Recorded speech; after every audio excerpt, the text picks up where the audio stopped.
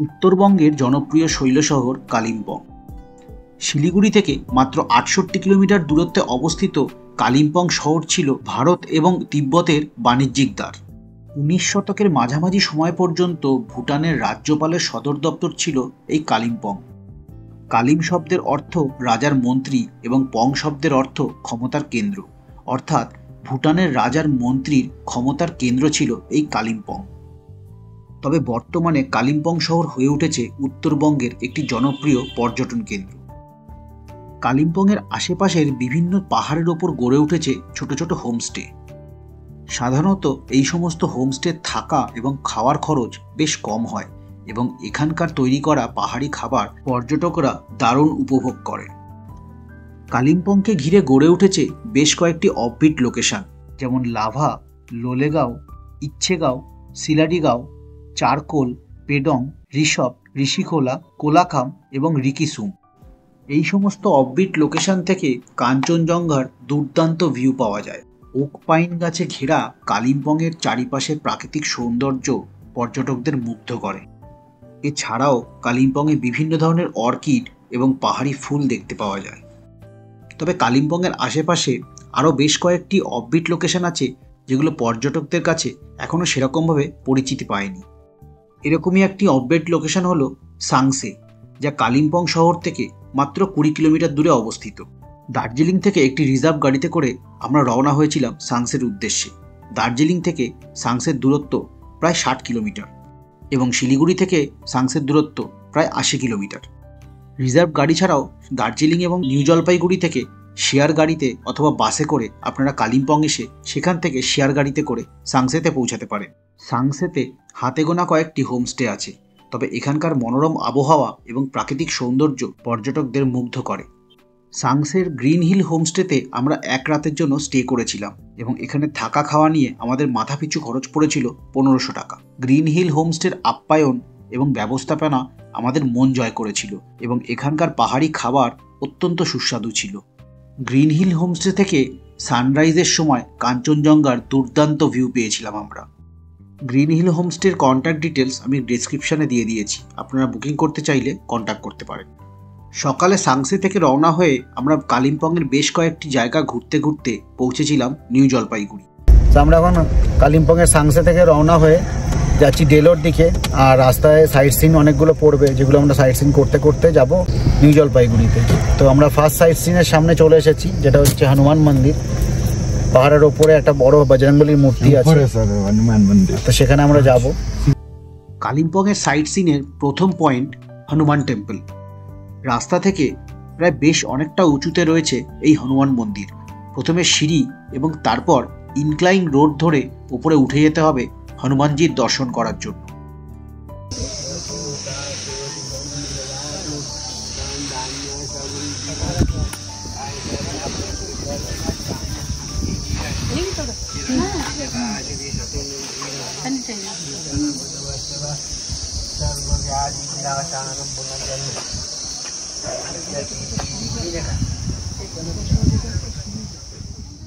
পৌঁছেছি হনুমান স্ট্যাচুর ঠিক সামনে, এই এত বড় হনুমানজি স্ট্যাচু। আর এখান থেকে চারিপাশের ভিউটা কিন্তু দারুণ। ২০২২ সালে আমি যখন এখানে এসেছিলাম মে মাসে, তখন কিন্তু চারিপাশে ফগ ছিল, তো কাঞ্চনজঙ্ঘা কিন্তু এখানে দেখতে পাইনি, কিন্তু আজকে আকাশ একদম পরিষ্কার আর এখান থেকে কিন্তু কাঞ্চনজঙ্ঘা স্পষ্ট দেখা যাচ্ছে। ২০০৪ সালে ভুটানের এমএনএ কারমা ইয়াংচুক ইনগ্রেশন করেছিলেন এই হনুমান মন্দিরের। প্রায় ৩০ ফুট লম্বা এই হনুমান স্ট্যাচুর নিচেই তৈরি করা হয়েছে ছোট্ট হনুমান মন্দির। কালিম্পংয়ের এই হনুমান মন্দিরটি হনুমান টক নামে পরিচিত এবং এখান থেকে কাঞ্চনজঙ্ঘার দুর্দান্ত ভিউ পাওয়া যায়। হনুমান টকে বেশ কিছুক্ষণ সময় কাটিয়ে আমরা রওনা হলাম আমাদের পরের পয়েন্ট আপার ইচে ভিউ পয়েন্টের উদ্দেশ্যে। আপার ইচে ভিউ পয়েন্টে পৌঁছে সবার আগে আমরা দেখে নিলাম রাস্তার পাশে থাকা বুদ্ধিস্ট মোনাস্ট্রি।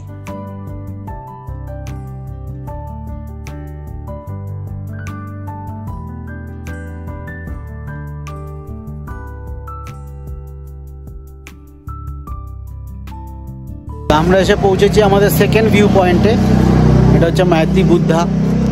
ভেতরে যাব মনেস্ট্রির ভেতরে। এখানে আমি আগেও এসেছি, বাট সেটা 2 বছর আগে।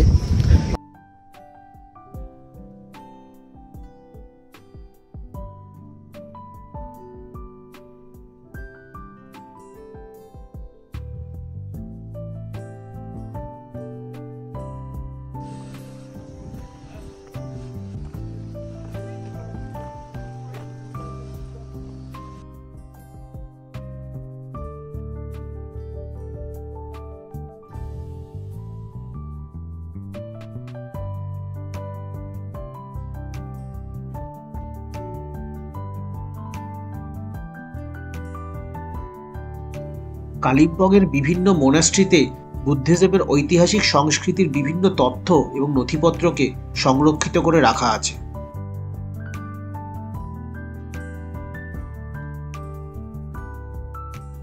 মায়াতি বুদ্ধার পাশেই ছিল একটি ছোট্ট দুর্গা মন্দির, যেখানে বেশ কয়েকটি ছোট ছোট মন্দির ছিল।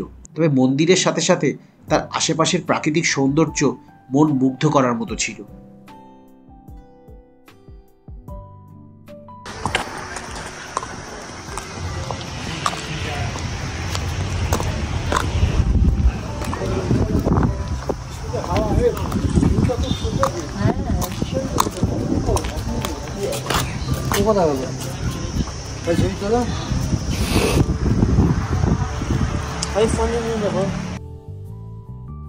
দুর্গা মন্দির থেকে বেরিয়ে আমরা পৌঁছালাম কালিম্পংয়ের সায়েন্স সেন্টারে।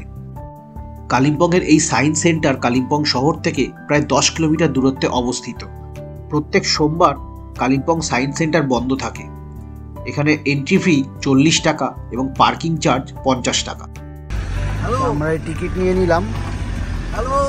টোটাল আমাদের 330 টাকা পড়েছে গাড়ির পার্কিং আর 7 জনের এন্ট্রি নিয়ে।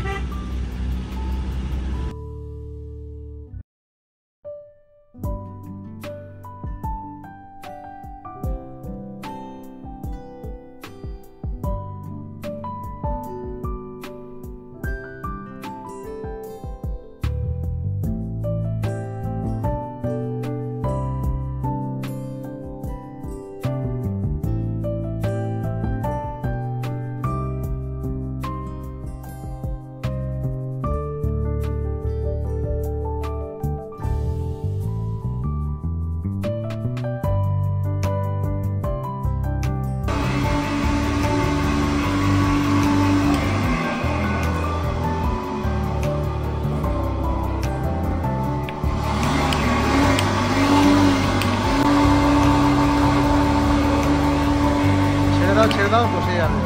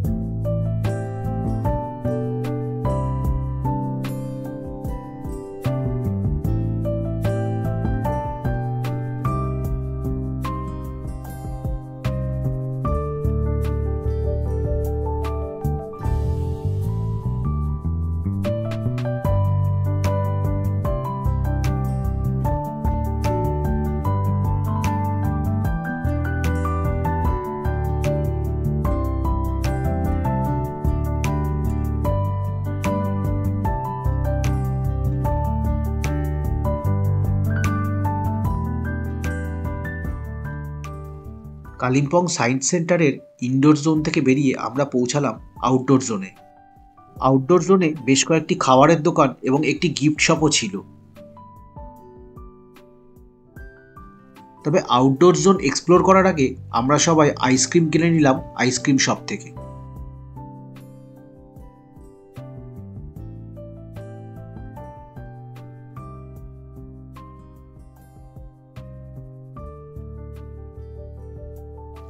আউটডোর জোনে ছোট থেকে বড় সবার জন্য বিভিন্ন ধরনের সায়েন্স অ্যাক্টিভিটি বানানো ছিল। আউটডোর জোনে হু স্পিক্স মডেল বানানো ছিল। দুটি মডেলকে একটি অপরের বিপরীতে রাখা ছিল। এই মডেলগুলি সাউন্ড টিউবসের মাধ্যমে কানেক্ট করা ছিল। এই মডেলগুলির মুখের সামনে গিয়ে কথা বললে সাউন্ড ওয়েভস ওই টিউবের মাধ্যমে অপর মডেল অবধি পৌঁছে যাচ্ছিল। আমি আর অগ্নিভ এই টেকনোলজিটা টেস্ট করার জন্য মডেলের মুখের সামনে গিয়ে কথা বলেছিলাম এবং আমরা একে অপরের কথা কিন্তু স্পষ্ট শুনতে পাচ্ছিলাম। সায়েন্স সেন্টারের আউটডোর জোনে ঘুরতে ঘুরতে আমাদের চোখে পড়ল বেশ কয়েকটি প্যারাশুট। বুঝতে পারলাম আমাদের মাথার ওপরে প্যারাগ্লাইডিং চলছে। তবে প্যারাগ্লাইডিংয়ের জন্য আমাদের পৌঁছাতে হতো আমাদের নেক্সট পয়েন্ট ডেলো পার্কে।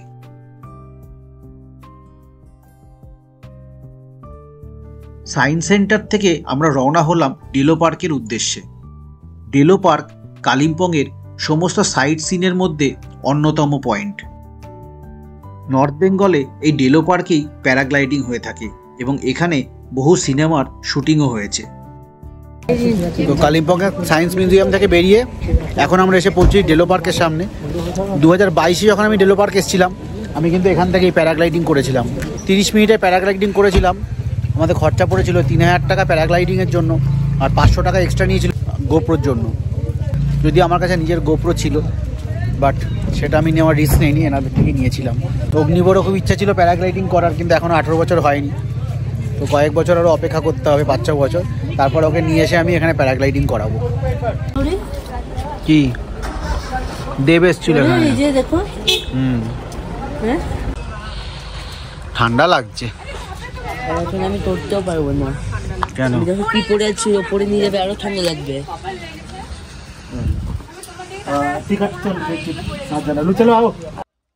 ডেলো পার্কের এন্ট্রি ফি ছিল 20 টাকা পার হেড।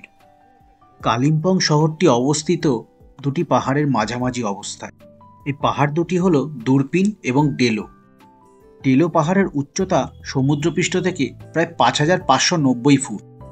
ডেলো পার্কের ওপরে বেশ অনেকটা রাস্তা হেঁটে উঠতে হয়, তবে সেখানে পৌঁছানোর পর চারিদিকের মন মুগ্ধ করা ভিউ দেখতে পাওয়া যায়। ডেলো পার্কের ওপর থেকে তিস্তা নদী, সমগ্র কালিম্পং শহর, ওয়েস্ট সিকিমের পাহাড় এবং তার পেছনে থাকা বরফে ঢাকা কাঞ্চনজঙ্ঘার চূড়াও দেখতে পাওয়া যায়। ডেলো পার্কের ভেতরে বিভিন্ন ধরনের পাহাড়ি ফুল আর বেশ কিছু অর্কিডের গাছও দেখতে পাওয়া যায়।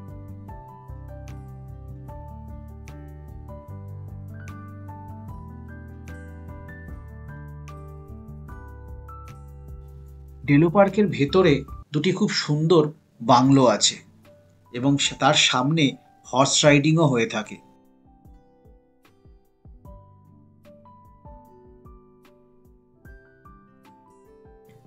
সেদিন দুপুরে সাইট সিন করতে করতে আমাদের আর লাঞ্চ করার সময় হয়নি, তাই ডেলো পার্ক থেকে বেরিয়ে তার পাশেই থাকা একটি ছোট্ট রেস্টুরেন্টে আমরা সবাই ঢুকে পড়লাম লাঞ্চ করার জন্য। আমাদের আজকে সাইট সিনের লাস্ট পয়েন্ট ছিল ডেলো পার্ক। সেখান থেকে বেরিয়েছি আমরা এখন, আর চলে এসেছি একটা ছোট্ট রেস্টুরেন্টে যেটা ডেলো পার্কের পাশেই আছে। এখন সময় হচ্ছে ঠিক 4:20 আর প্রচণ্ড ঠান্ডা হাওয়া দিচ্ছে, ঠান্ডায় কাঁপছি। সেই সময় আমাদের কাছে চলে এসেছে গরম গরম চিকেন ফ্রাইড রাইস আর এগ ফ্রাইড রাইস। তো এটা ঠান্ডা হচ্ছে, দেরি না করে তাড়াতাড়ি খেয়ে নিই আগে। আর এখান থেকে তারপর আমরা রওনা হয়ে পৌঁছে যাবো নিউ জলপাইগুড়ি স্টেশনের কাছে একটা হোটেল নিয়ে আজকে রাত্রিটা থাকবো। তারপর কাল সকালবেলা 5:30টার সময় আমাদের ট্রেন শতাব্দী নিউ জলপাইগুড়ি থেকে হাওড়া। কনকনে ঠান্ডায় গরম গরম চিকেন ফ্রাইড রাইস আর এগ ফ্রাইড রাইস দারুণ লেগেছিল খেতে। লাঞ্চ শেষ করে আমরা সবাই রওনা হয়েছিলাম নিউ জলপাইগুড়ি স্টেশনের উদ্দেশ্যে। কালিম্পংয়ের সাইট সিনের এই ভিডিও আশা করছি আপনাদের ভালো লেগেছে। যদি ভালো লেগে থাকে তাহলে অবশ্যই ভিডিওটা লাইক করবেন, আর আমার চ্যানেলে নতুন এসে থাকলে চ্যানেলটা অবশ্যই সাবস্ক্রাইব করবেন। কালিম্পংয়ের সাইট সিন অথবা নর্থ বেঙ্গলের ট্যুর প্ল্যান নিয়ে আপনাদের যদি কোনো প্রশ্ন থাকে তাহলে অবশ্যই কমেন্ট বক্সে কমেন্ট করে জানাতে ভুলবেন না। ভিডিওটা শেয়ার করবেন আপনার প্রিয়জনের সাথে। আপনাদের সাথে খুব শিগগিরই দেখা হবে পরের ভিডিওয়। ততক্ষণ দেখতে থাকুন ট্রিপ টু ওয়াচ আর সঙ্গে থাকুন।